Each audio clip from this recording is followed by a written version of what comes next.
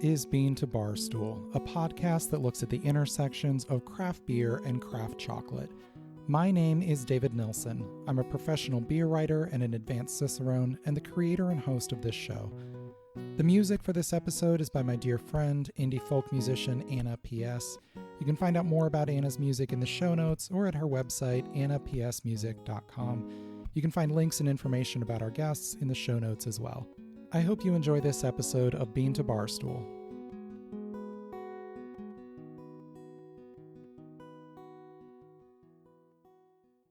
It's a couple days before Halloween as I record this. The remnants of a tropical hurricane have pushed through the Ohio Valley over the last 24 hours, adding quiet, soaking rain to the persistent chill that settled over the area a week ago. Dead leaves are plastered to windshields and sidewalks, and the pumpkins we lovingly carved around a campfire last weekend are already rotting in the damp cold. Last night, we added a heavier blanket to our bed. 7 years ago, I was getting a divorce, and I moved into my own apartment the week before Halloween. On October 31st that year, a howling storm whipped through town all day and evening, and I spent Halloween alone getting tipsy on bad mulled wine and watching horror movies as the storm screamed outside. I felt lonely that day, but also like my life was about to get back on track. And it did. I started a new career as a beer writer, and I got married to Melinda. This year, she and I will spend the weekend getting tipsy on very good beer, but still probably watching horror movies all day, eating candy, ignoring the horrors of the real world by getting lost in the horrors on the screen. Normally this time of year, we'd be going to Halloween events, seasonal beer releases, and fall festivals. I always cover Ohio Craft Beer's Halloween Festival for porch drinking every year, a celebration of Ohio beer and awesome costumes. On Halloween night, I normally lead a beer tasting at my friend Katie's Poisoned Ivy party at a haunted 19th century mansion in our town. I do it in full costume and makeup, and it's as much storytelling as tasting, and I'm alone on an island for 40 minutes, and it's both nerve-wracking and exhilarating. None of that is happening this year. We're passing the month quietly, and while the slower pace is more peaceful, I still miss these rituals of the season. None of us know when we'll be able to renew these traditions. We're all hoping for next year, and I'm choosing to believe that, or at least operate on that hope. Regardless of the unknown, there's still plenty of good beer and good chocolate, and we'll talk about some of it today. In this episode, we'll talk with two breweries from Columbus, Ohio, who use cacao in thoughtful ways in their beers, and we'll talk with the chocolate maker from Chicago who provides them with that cacao. Along the way, we'll talk about beers inspired by Mexican hot chocolate, and how cacao sourcing can help brewers tell a better story behind their beers. In addition to Halloween, this weekend will also bring All Souls Day, the Day of the Dead. My wife, Melinda, has stashed away a bottle of Wolf's Ridge Canis Mexicanus, an imperial stout brewed with coffee, cacao, cinnamon, vanilla, and chili peppers and intended to resemble Mexican hot chocolate, to enjoy that evening while we remember friends and family lost through the years. Wolf's Ridge is a prolific brewery in Columbus, Ohio, about 2 hours east of me, who brew beers across a wide range of styles. They operate one of the best brewpub restaurants in the country, going far beyond the typical upscale pub fare coming from so many taproom kitchens. And since their founding in 2013, they've won numerous awards for their beer, most recently taking home 2 medals from the Great American Beer Festival in October, the largest and most prestigious beer competition in the country. Their Buchan Rock Smoked Lager won bronze in the smoke beer category, and their best-selling Daybreak Coffee Ale won gold as the top coffee beer in the country after winning silver in 2019. We'll talk more about that beer in a future episode. The brewery takes its name from an archaic name for the region of Ohio now occupied by the state's capital city. In Ohio's early days of statehood, the capital moved around the state, and the need was recognized for a permanent center of government. A site was selected in the middle of the state at a location described as on the high banks of the Scioto River at the location formerly known as Wolf's Ridge.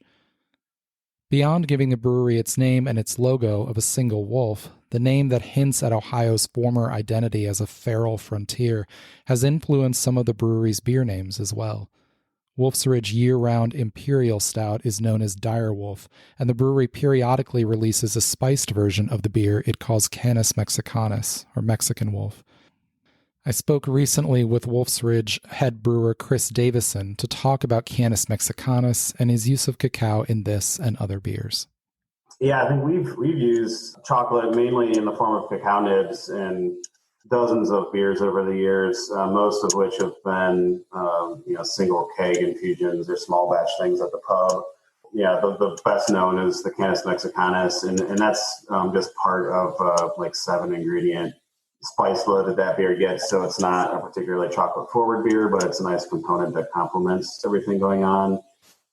We did do the chocolate leisurely. I can't remember if we bottled that for the Wolf Pack last year, maybe a membership club. But that was like a raspberry saison. We called it a wheat beer this year. It's not super ester forward. It's just really fruity, bright pink beer.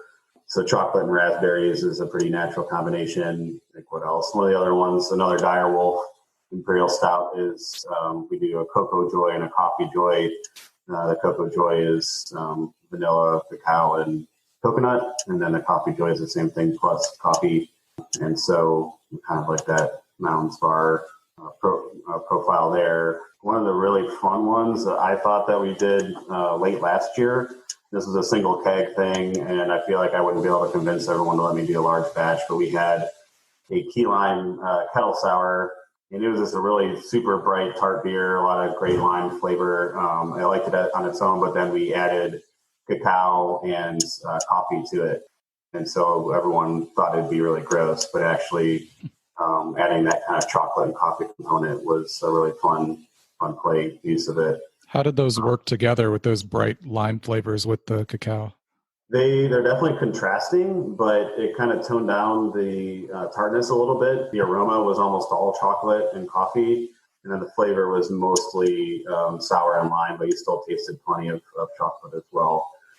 So it was kind of unique. And chocolate and lime is a flavor profile I've done a couple times, never in a bottle or a can, but I actually kind of like what it does. It's not super intuitive, but it's kind of an interesting profile to play with.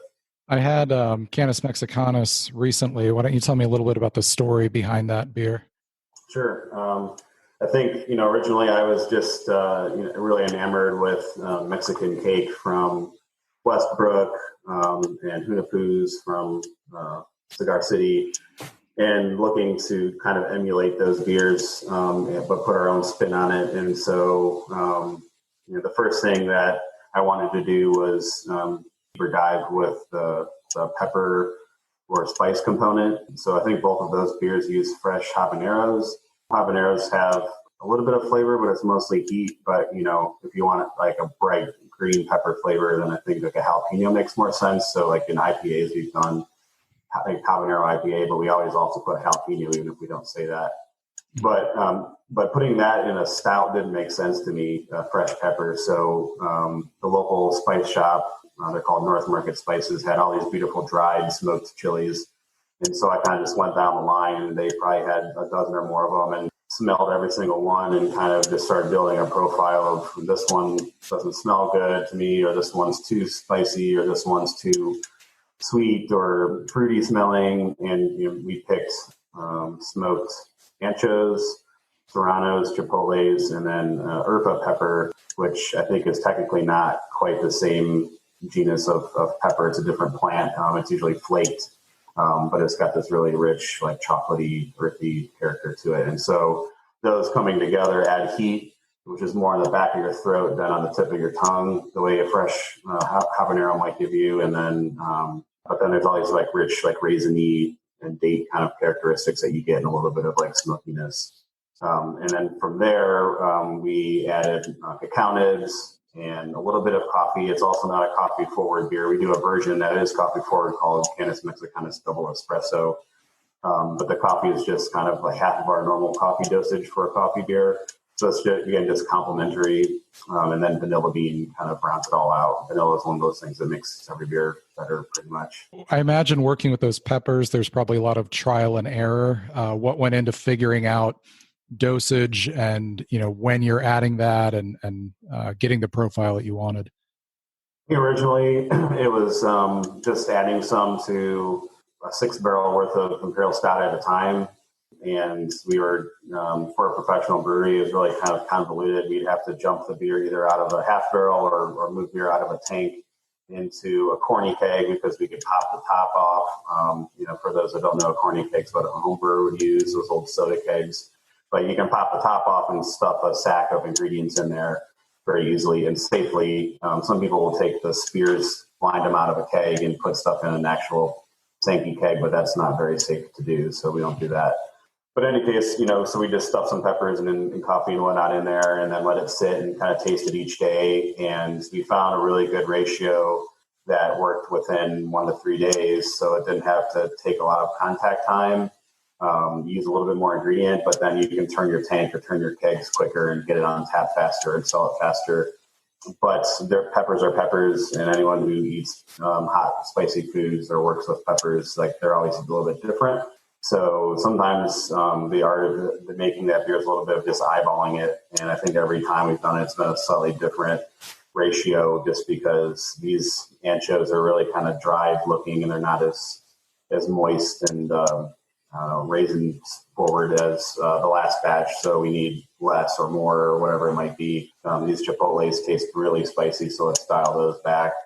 Usually we're in the right ballpark, but it's a fairly spicy beer. A lot of people love that, and the ones who love that are usually saying, well, 2 years ago, it was super spicy, and I missed that. You should do that again. And then other people are like, this is way too spicy. I can't handle it.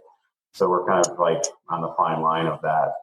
Recently, I haven't been able to get ingredients from North Market Spices really since the pandemic started shutting businesses down, and I had to find them elsewhere.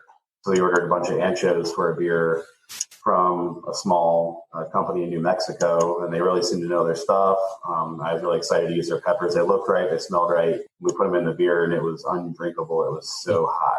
And so I don't really know what happened there, but not all anchovies are created equal. So we kind of learned our lesson there. We need to probably do more tasting ahead of time. So you're always adding it in conditioning and letting it just sit in there cold. It's never boiled or anything like that.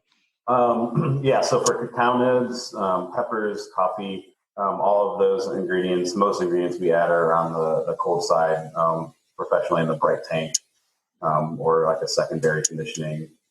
Fruit, we always ferment those sugars out, so that goes into the fermenter. We've done fruit on the hot side a few times. I think you lose a lot of the character from it if you add it too early, but we do want to ferment those sugars out so we don't have bottle bombs. Some spices we will, like ginger on like holiday beers and stuff. We'll sometimes add those on the hot side. We've put anchovies in the kettle, but you don't usually taste a lot of it by the end. So like our Imperial Pumpkin Ale has ancho chilies in it, and we used to always add those in the kettle, and then I'd wind up adding more in the bright tank anyway. So I think you lose a lot during fermentation.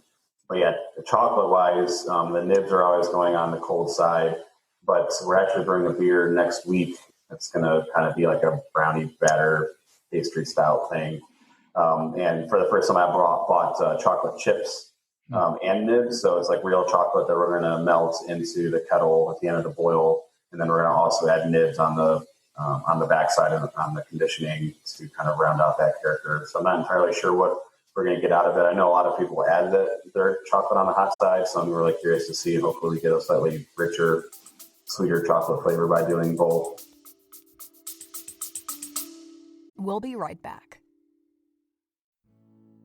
Hey everyone, Final Gravity Issue 5 is now available in the shop on beantobarstool.com. This 5th issue of our zine telling personal, human-centered stories from the world of beer is full of great articles. Bano Segudu tells the story of the South African beer style Umkombothi, poignantly explaining its role in her culture and the importance in her family's celebrations and milestones. Maria Krugliak writes about discovering the Portuguese half pint after moving to Portugal during the COVID-19 pandemic. Amanda Bruns and Obakeng Malope discuss the water spirit Mamuhaswa and the collaboration beer they brewed in her honor. These and numerous other stories fill the 56 pages of this zine. We've expanded it and added a few features for this issue. It's full color, full of lots of beautiful photography and art. Definitely check this out. It's on beantobarstool.com/shop. You can purchase this issue or subscribe, and you can always support us on Patreon and get extra perks as well. Cheers.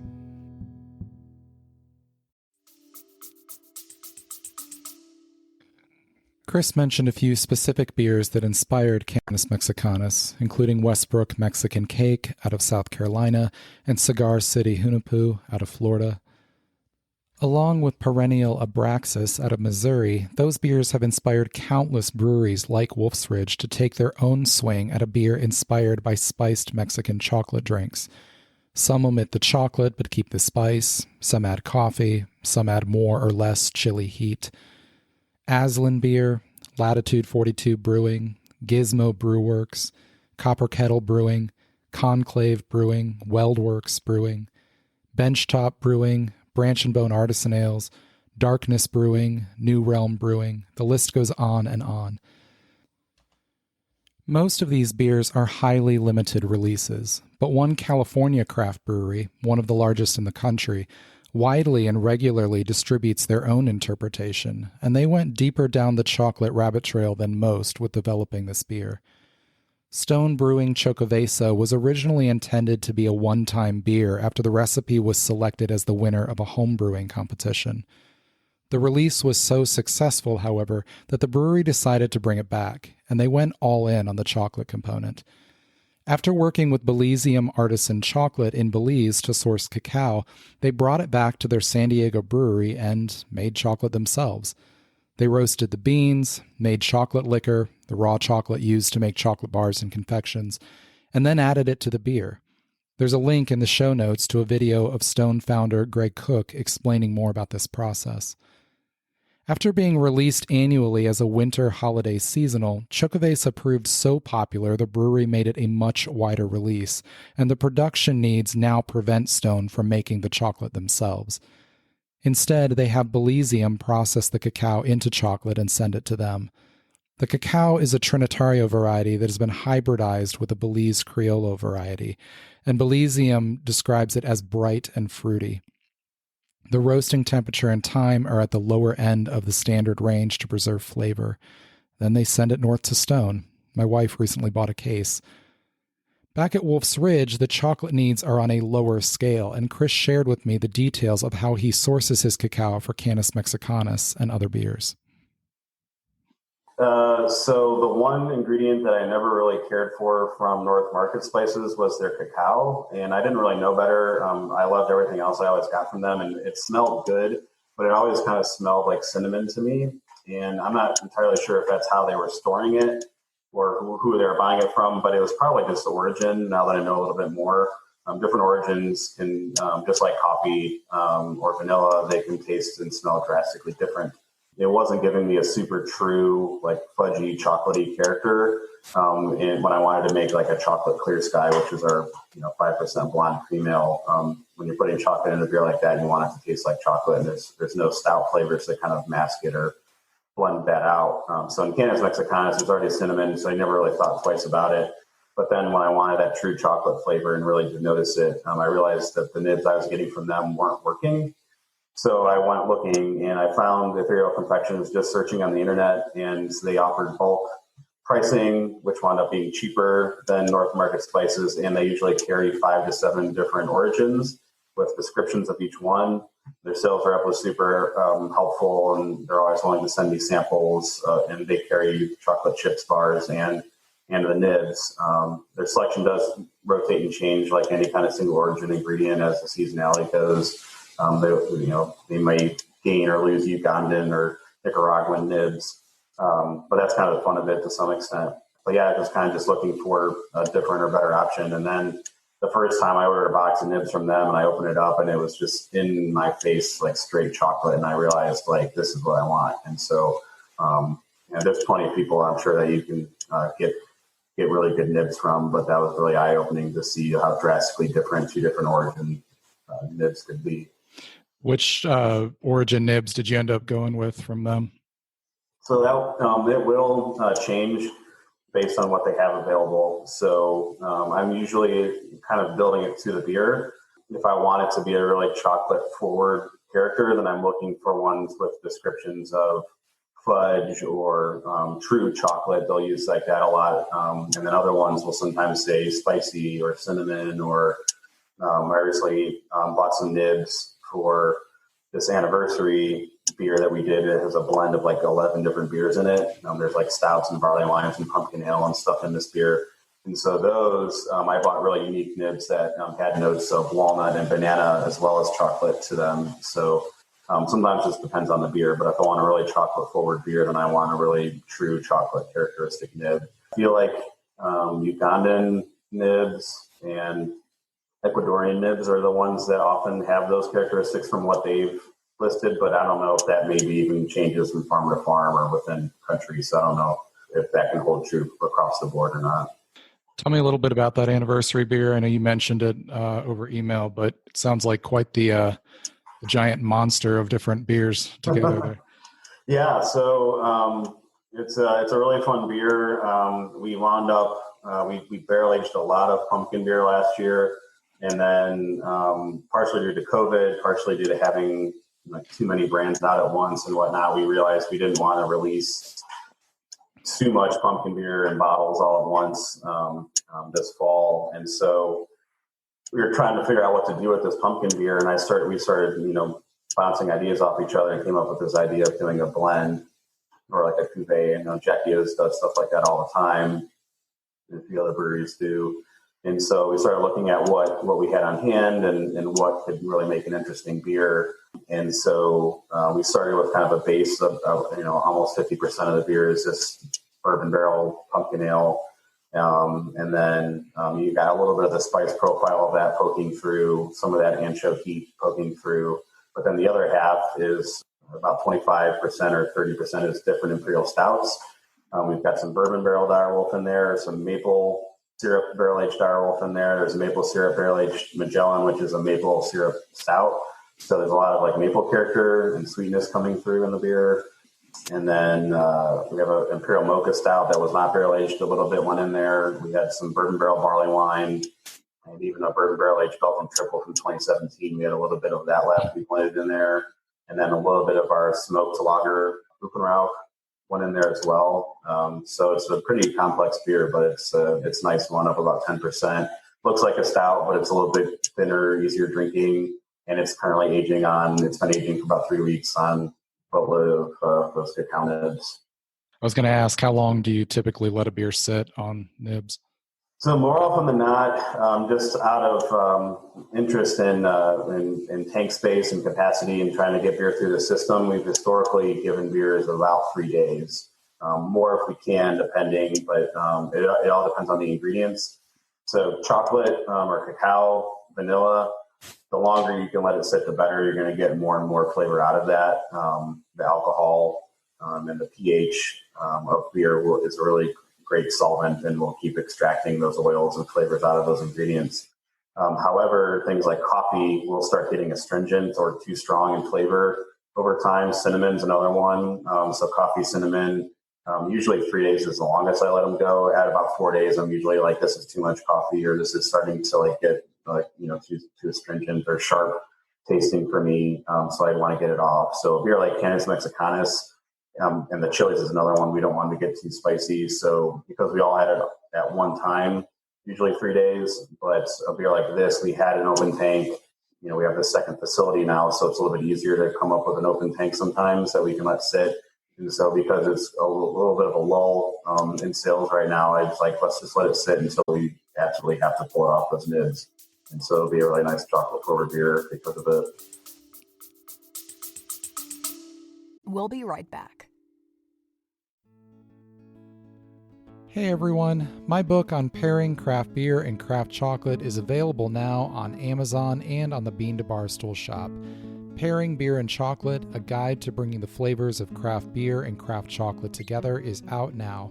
This paperback book explains the process of pairing beer and chocolate, includes a guide to hosting a pairing at home, walks through dozens of beer styles to provide style-by-style pairing guidance, and gives room for taking your own pairing notes along the way. This is the only book on pairing beer and chocolate available. Grab your copy now at the link in the show notes or on Amazon. If you manage a tap room, bookstore, chocolate shop, or cafe and want to stock the book, get in touch about our easy wholesale process. Beer and chocolate belong together, and this book is your guide to getting the most out of every pairing.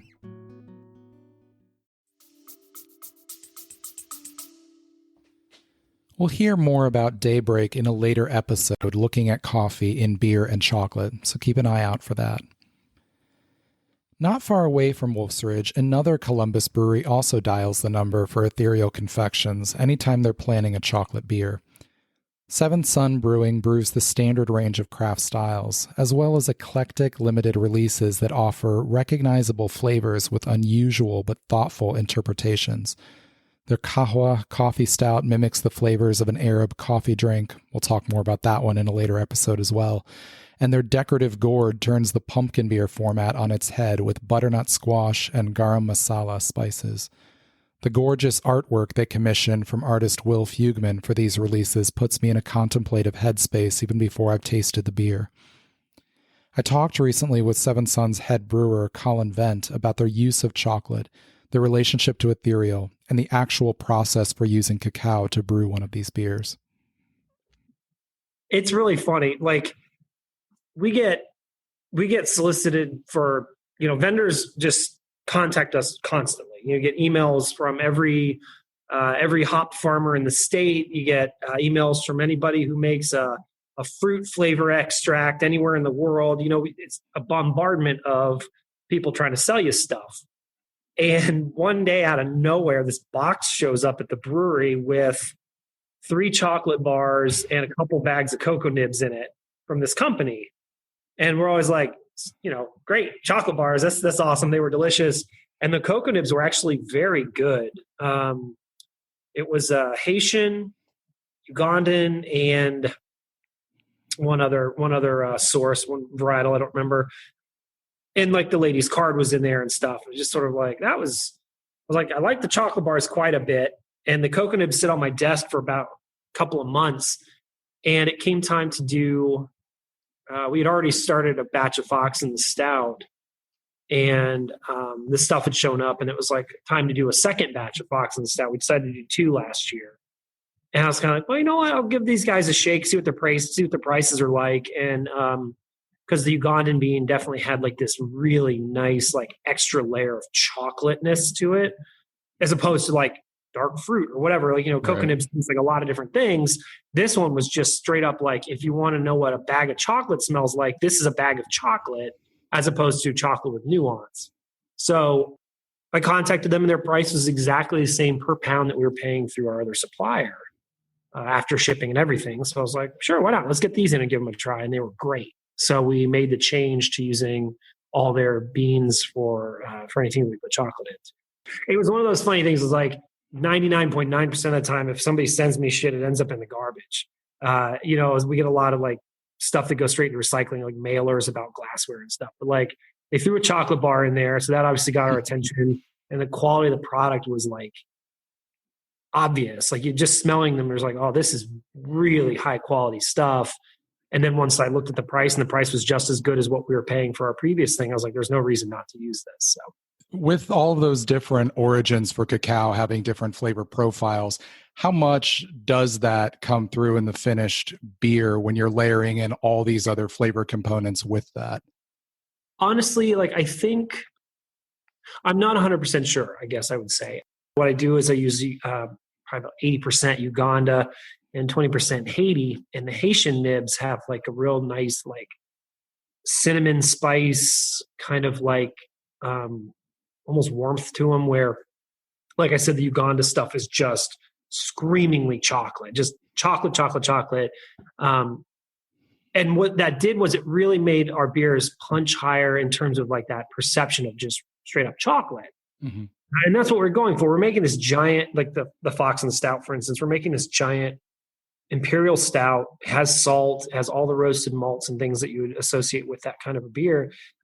But then we need the chocolate to come through as well. In that scenario, I'm not looking for, I need a dark cocoa nuanced with red wine and cherries, right? Like, that's going to get lost. What I'm looking for is what is the most outrageously chocolate forward nib to really like heighten the fact that this has got chocolate in it. Now we did a blonde ale, a small pilot sized batch of a blonde ale called Uncharted Territory.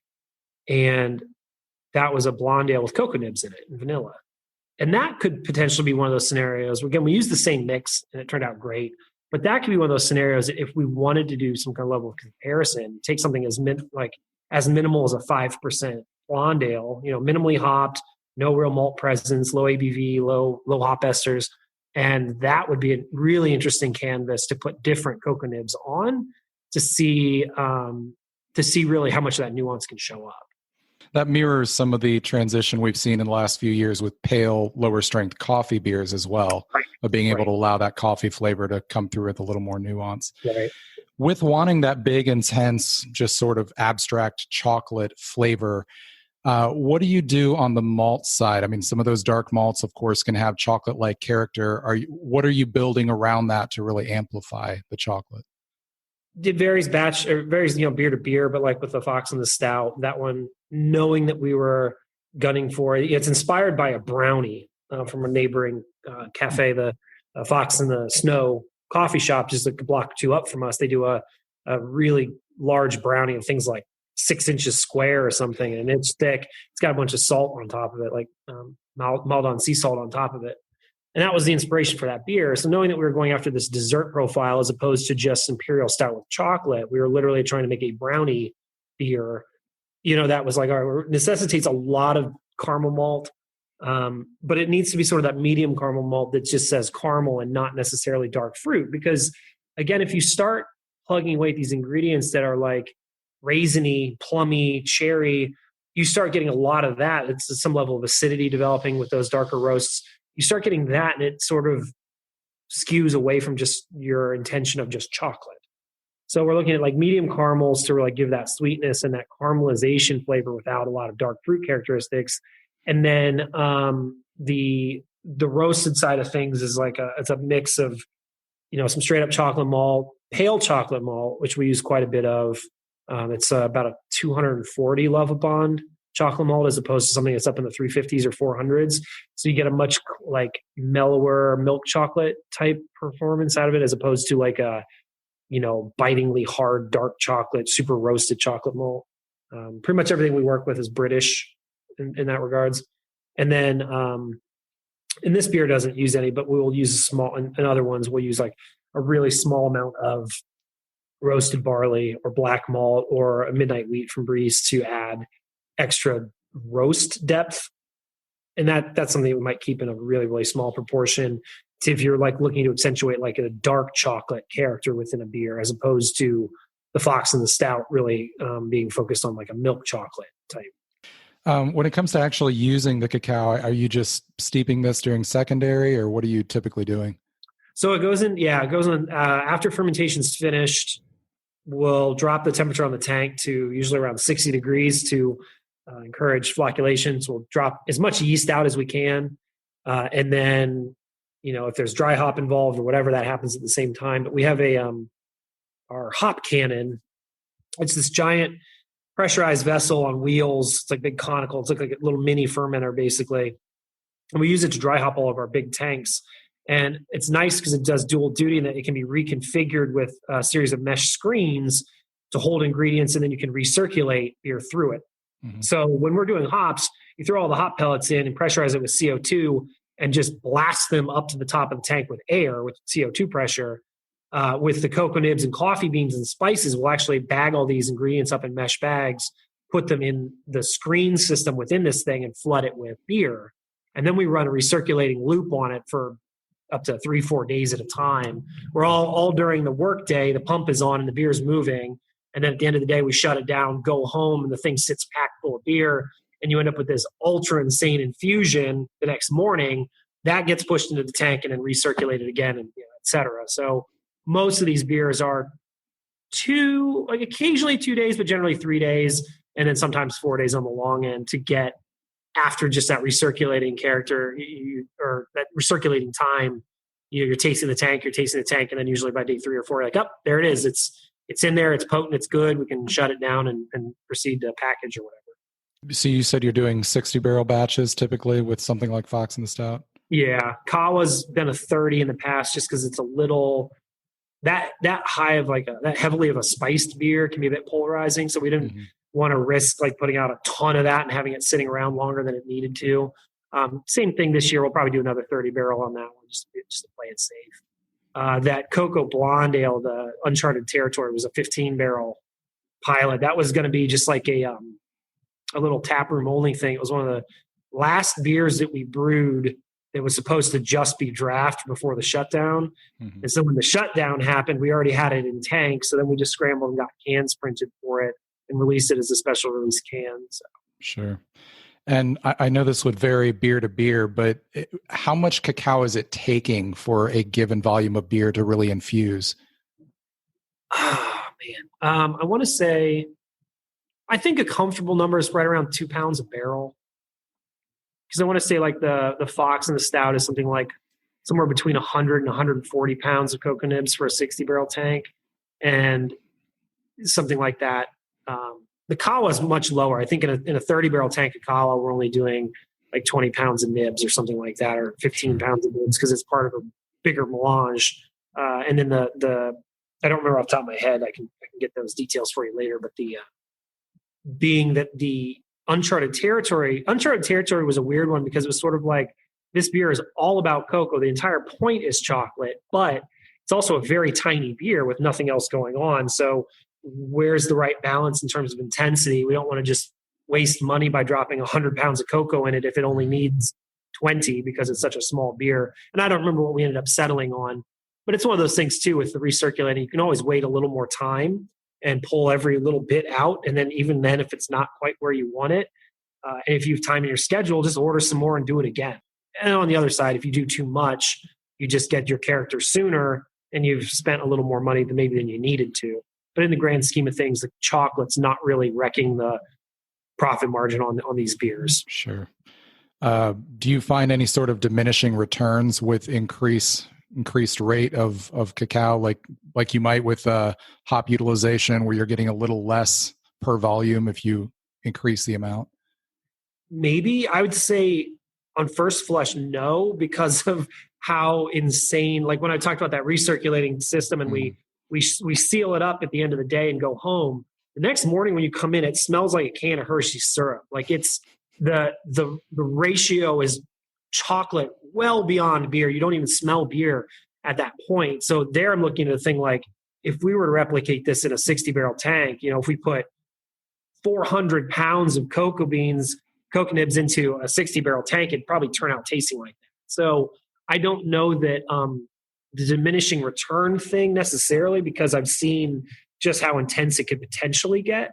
Now that said, like for our ends, like I'm not sure what the exact perfect amount would be. We haven't really, we wrote the recipe based off the pilot. We kind of hit a number that works and we're just sort of sticking with it rather than being like, well, let's put a little extra in or let's take a little extra out. We just like, this number works really well. It's been reliable for us and there's no real need to change that. Fox in the Stout is a 9.7% ABV imperial stout with a rich, silky chocolate foundation and a lightly salted caramel over top. The chocolate is beautifully integrated into the dark malt flavors, and the salt boosts the perception of body, lending a full and rich character without being too sweet. In episode 7, I recommended a chocolate pairing for this beer, so listen to that episode for more on that. So who is this chocolate maker both breweries are working with? Ethereal Confections in Woodstock, Illinois, a northwest suburb of Chicago, have been making bean-to-bar chocolate bars and confections since 2011, and shortly after opening, they recognized an opportunity to provide great cacao to breweries and distilleries who were treating chocolate as a commodity spice at the time. At their cafe, they regularly host chocolate pairings featuring bourbon, beer, or tequila, and their passion for not only making great chocolate but helping brewers produce great chocolate beers provides an exciting path forward for brewing with cacao. Ethereal has worked with numerous distilleries and about 150 breweries, including notables like Angry Chair, Crystal Lake, and Oscar Blues. After talking with Colin and Chris, I wanted to hear about Ethereal's chocolate straight from the source. I sat down with co-founder Michael Ervin and sales director Marisa Allen, and in between our cats interrupting us for attention, we talked about how these connections were forged. Yeah, well, we've had a lot of brewers reach out to us, like from the craft brewing world, over the years as we've developed relationships with different craft breweries, and then just word of mouth, we'll get emails saying such and such brewer told us about your cocoa nibs. Can we get a sample? And then as soon as we get those samples into the brewer's hands, we right away usually get an emailed response just of a noticeable difference in the aroma, like they can smell the box before they open it, and really happy with the results in test batches. And so we've been able to really develop those relationships. I think we've been working with Wolf's Ridge since 2017. And I think the very first response they got was how different and how much stronger the flavor and aroma was of the cocoa nibs that we sent. I think we originally sent out Ecuador nibs out to them. So, I think we started sending out cacao, I think about 7 years, maybe about 6 or 7 years ago, we started sending out cacao to different brewers. And we've always gotten really great feedback. We get requests, but also we've kept pushing and sending to places that we want to partner with. When we first started thinking about breweries, I was spending a lot of time in home brewing stores because my husband was home brewing, and I picked up some cocoa nibs from the shelf, and I compared it to what I knew that Ethereal was making. And I knew that there was a huge difference. And so it just kind of came about with us talking about how can we get these into brewers' hands, because they don't know that there's a hugely better product out there that we can offer them. Breweries and distilleries and people who are trying to make an infused or have a note of chocolate in their products, a lot of people are looking for that, and they're probably buying from a distributor or a like a brew supply house or something like that. And maybe they care about where their hops come from, and they care about where the purity of their water, but they're not very necessarily thinking about where the cacao comes from. And I think that's really where we come in, and I think we're pretty adventurous, and we send people things and say, just taste this or just smell this, and it'll be so obvious that this is so different from what you're sourcing from any kind of mass market sort of supplier or store, that you'll have no choice but to work with us. So that's what I hope. I asked Michael about helping a brewer select beans for a particular chocolate beer, and he said he thinks it's more or less the same as selecting beans to make a chocolate bar. Because I think one of the big things that we offer is that we don't offer the kind of consistency that you get from a mass supplier. Like if you're thinking about making like a mass market chocolate bar you'll get in the grocery store, it's going to taste exactly the same every time. And they're trying to, they don't look for distinctiveness. They don't look for unique flavors. They look at what can we roast the heck out of so that it tastes exactly the same. And then we're going to add a lot of sugar and a lot of milk to it to kind of cover up any distinctiveness. And so when we're working with, I'll just talk broadly about countries, but like we're talking about Haiti or Uganda or Ghana, places that we go and we visit, and we work with small companies or co-ops there, and we're really looking at what is distinctive about, from a flavor perspective, about this origin. Is it nutty? Is it fruity? Is it have maybe notes of mushrooms in it, or raisin or brown kind of caramely flavors? Those are all different and distinctive in the nibs. And so depending on what they're trying to make, if you're making an IPA or you're trying to make a stout, you may be looking for more of a citrus, or you may be looking more of a dark, deep chocolate flavor. And that's something that we can hone in on. And we can also make some differences in how we roast the nibs. So the longer you roast, the more the distinctiveness you drive out of those, or the more you mellow the flavors. So I wouldn't say we get a lot of brewers asking for custom roasts, but typically they're looking at the origins. What is distinctive to the origin, and really for us, it's really what's distinctive to the group of farmers that we work with, because we're not a giant supplier either. And so when we buy from a co-op or a company in Haiti, and they have 100 member farmers, we're getting from this set of 2 farms or this set of 2 farms. And so every single time we order, there's a little bit of distinction and variation to that. So we're really looking for what is the processing methods of that company or co-op, and then those farmers, what are the genetics of the plants, what is the soil like, all of that influences like it influences a wine. So we're really looking. We can offer a set of nibs, and we can try to pair that with what they're looking to make. And that's something we can consult with. We've worked enough with brewers now. We can give them a couple of different options, and we can make some adjustments to the roast too if that's required. Have you found any consistency across that relatively large sample size of breweries you've worked with for what is most often working from a chocolate standpoint of going into beer? Are there consistencies in terms of roast or origins or things like that? I would say, and then Marisa can add to this, there's a little bit of fear working with cacao because it's not an ingredient that everyone's comfortable with or they know a lot about. And I mean, part of our job is to educate people generally about cacao, where it comes from, and that there are actually distinctions in it. So we get questions about where do we even put it? When do we put it in our processing? Does it go in the mash? Does it go in some other part of the process? How do I filter out the nibs themselves? Michael went on to talk about the cleanliness of their cacao. When cacao is sourced to be used in huge volumes, there's no real way to eliminate debris, stones, even claws. As Michael explains, there are always chickens pecking around while cacao is being fermented and dried on the farms where it's grown. At the scale Ethereal is working with, though, they can sort their beans and remove any debris by hand, ensuring a brewery gets a pure and clean product. Brewers are fanatical about sanitation to prevent contamination of their beer by unwanted microorganisms, and Ethereal can provide reassuring information on this topic to any brewer who has questions about the potential risks of using cacao. With as much experience as Michael and Marisa have in working with breweries, I asked them what trends or directions they see emerging in the world of chocolate beer.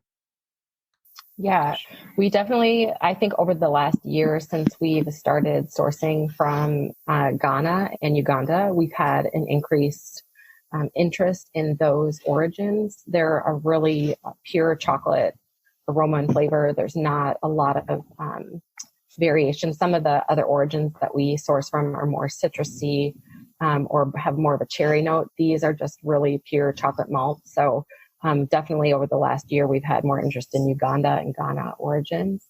And, but then we do have, depending on what the brewer's making, we have some that will order 100 pounds of Dominican, and that's the flavor they're looking for, and they're happy with it, and they'll keep going with it. So I think it depends on what they're brewing. And I think something else that Michael touched on there is that we hear from the brewers too, is that the nibs that we send are really clean. There's no husk. You're not going to find husk in the nibs that we send. It's really, so there's not the bitterness that sometimes brewers might be getting if they order mass produced nib.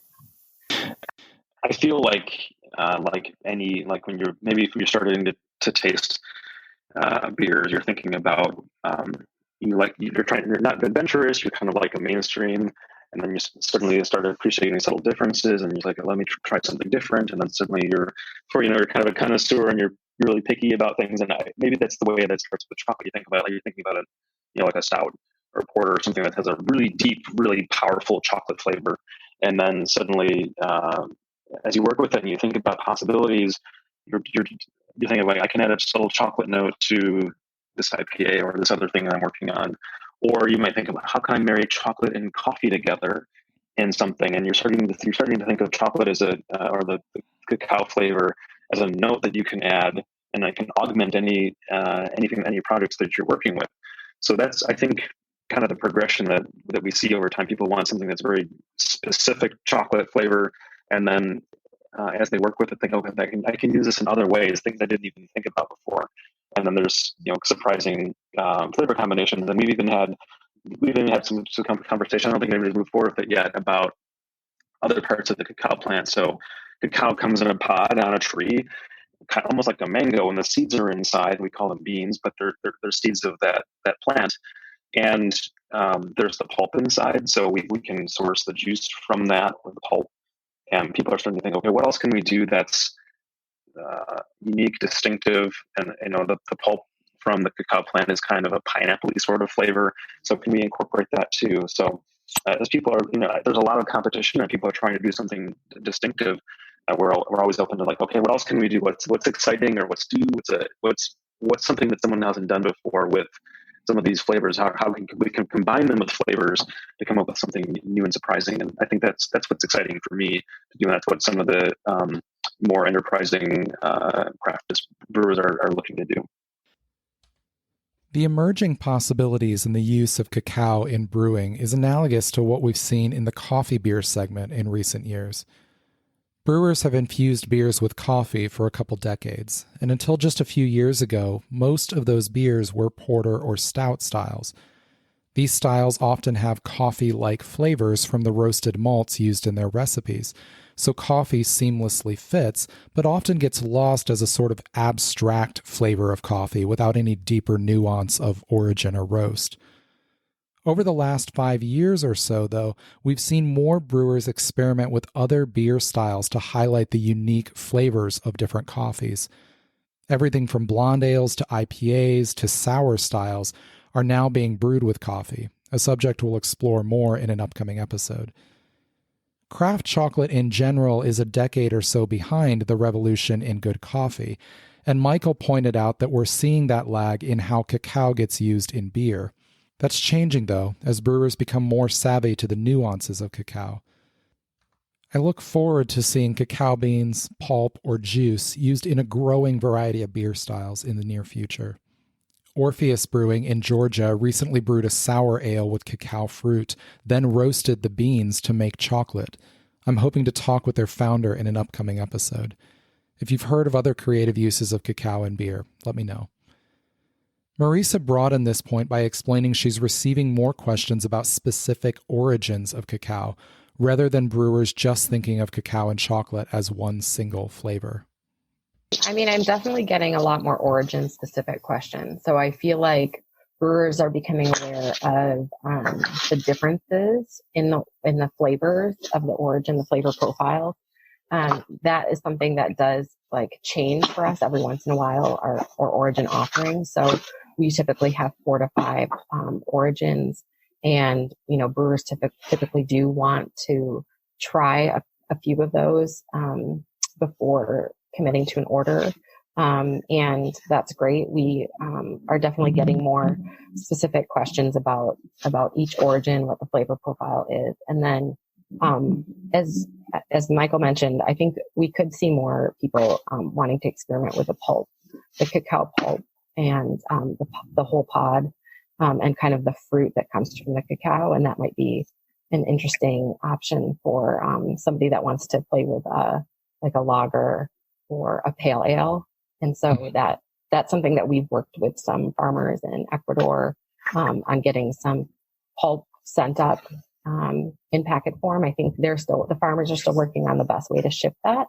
And then I think that might be something that would be an exciting way for the brewers to experiment with that as well. Something that I've noticed in the last year is an increased amount of questions in sourcing. So I think that's something that more people, more brewers are becoming aware of, just the importance of sourcing, how cacao is sourced. And we've been able to, as Michael goes on sourcing trips to Haiti or Ghana, like we've been able to email out some pictures, some stories of meeting with the farmers out to the brewers. And I think that's just a great, we've always gotten a really great response from the breweries we work with about our sourcing. I see a lot of breweries say that they have local ingredients, that they work with specific farms. I think cacao and coffee can enter that category. And as we tell stories to our customers, and they tell stories to their customers about where they source and the responsibility of that, or here are some farmers that contributed to this beer. When we go to origin, most of the farmers that are there they don't really taste chocolate. They see that they're making this pod and this bean comes out, and very few people come back with chocolate to countries to say, here's what we've made with your specific beans, and taste this. And it's an exciting experience to do that. And I can see more of that storytelling and more of that recognition being a way that brewers can make their products distinctive. They can sell it not just on kind of like the core ingredients, but also on all the other things that they add to it as well, coffee and cacao and maybe spices and things. That sourcing matters. My favorite breweries are storytellers as well as brewers, and that's certainly true at Seventh Son. There's a narrative to be found on every beautiful Will Fugman beer label. As Colin mentioned, Fox and the Stout took its name from the Fox in the Snow Cafe in Columbus, and if you're wondering, yes, that cafe is named after the classic Belle and Sebastian song of the same name from their 1996 If You're Feeling Sinister album.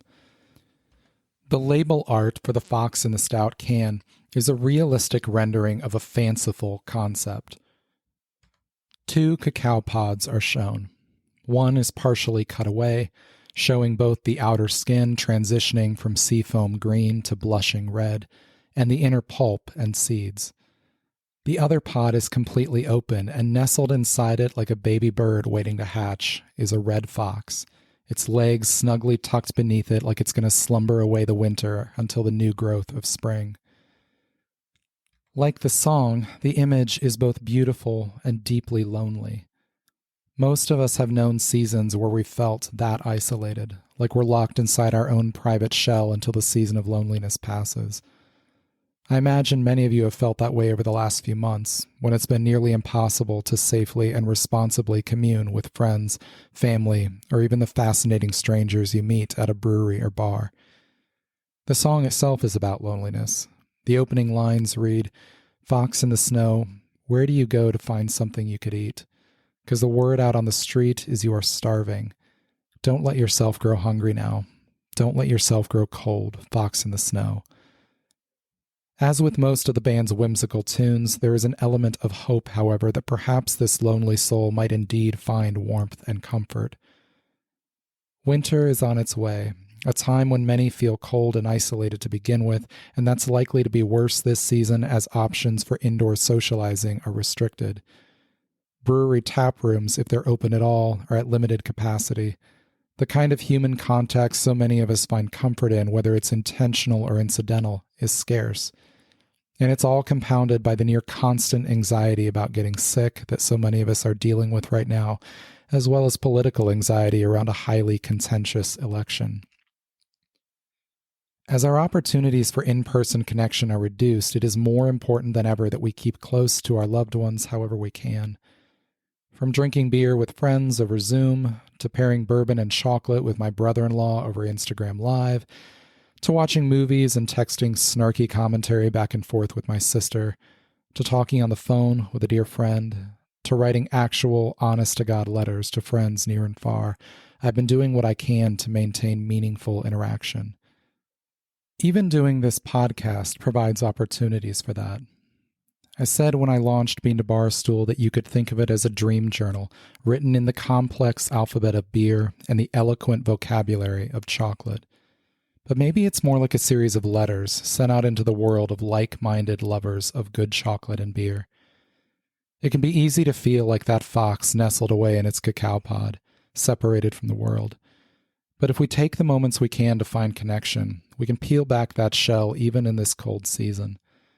So many of my relationships have been forged over good beer and chocolate, and there are always new friendships to be made, even if we can't do it in person. In the next episode of Bean to Barstool, we'll talk about malt. This foundational beer ingredient is being used by a growing number of chocolate makers, and we'll talk with a brewer and a chocolate maker who are using elegant malts from the same artisan maltster. You can find out more about Wolf's Ridge Brewing, Seventh Son Brewing, and Ethereal Chocolate in the show notes for this episode. If there's a topic you'd like to see covered on this podcast, drop me a line through social media or at beantobarstool@gmail.com. You can also let me know if you've had good chocolate beers or beer-infused chocolate, or if you come across any you think I would find interesting. Let your friends know about this show if you think they would enjoy it, and you can even share it with your favorite chocolate makers or brewers, and of course, you can leave a review on your preferred listening platform. If you feel inspired to share one of your own beer and chocolate pairings on Instagram, tag the post with the Bean to Barstool hashtag so I can see it and comment. The music for this episode was performed by my friend Anna P.S. You can find out more about her in the show notes or at her website, annapsmusic.com. I hope you enjoyed this episode of Bean to Barstool.